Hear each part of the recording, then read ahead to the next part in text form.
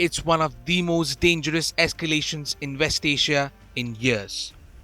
The United States launched coordinated airstrikes on 3 Iranian nuclear facilities: Fordow, Natanz, and Isfahan. And while the Pentagon calls it a spectacular success, world leaders are sharply divided.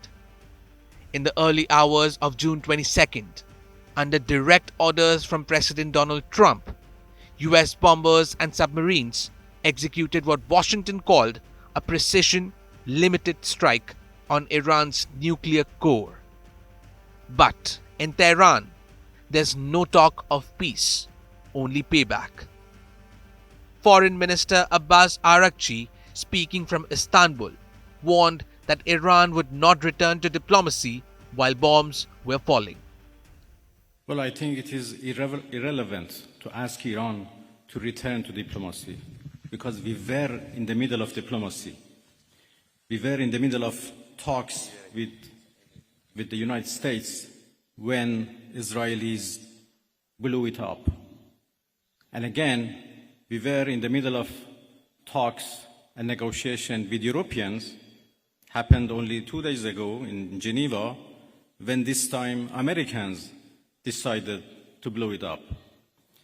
So we were in diplomacy, but we were attacked. Meanwhile, British Prime Minister Keir Starmer called for de-escalation and a return to negotiations. However, he also emphasized that Iran cannot have a nuclear weapon. Well, we've long had concerns about the Iranian nuclear program and been very clear that Iran cannot have a nuclear weapon. The US has now taken action to alleviate that threat.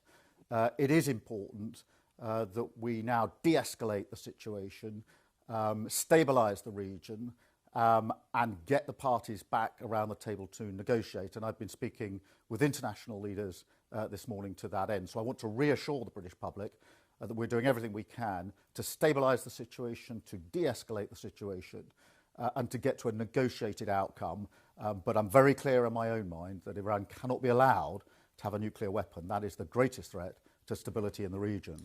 Pope Leo appealed for peace during his weekly address at the Vatican, urging world leaders to pull back before the region slides into what he called an irreparable abyss. Cari fratelli e sorelle, si susseguono notizie allarmanti dal Medio Oriente, soprattutto dall'Iran. In questo scenario drammatico, che include Israele e Palestina, rischia di cadere in oblio la sofferenza quotidiana della popolazione, specialmente a Gaza e negli altri territori dove l'urgenza di un adeguato sostegno umanitario si fa sempre più pressante. France, a signatory of the Iran nuclear deal, expressed concerns.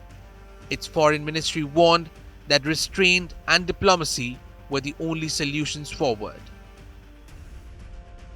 Russia's response was far stronger, calling the US strikes a flagrant violation of international law and a threat to the global order.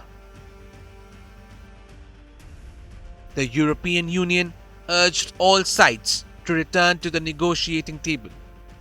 EU President Ursula von der Leyen and Foreign Policy Chief Kaja Kallas reminded the world Iran must not develop a nuclear weapon, but the path to prevention must be diplomatic.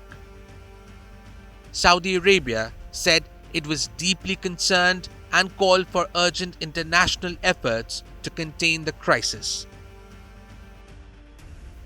Meanwhile, UN Secretary General Antonio Guterres said the US strikes marked a dangerous escalation in a region already teetering on the edge of war. As the world watches, one thing is clear: West Asia is once again on a knife's edge.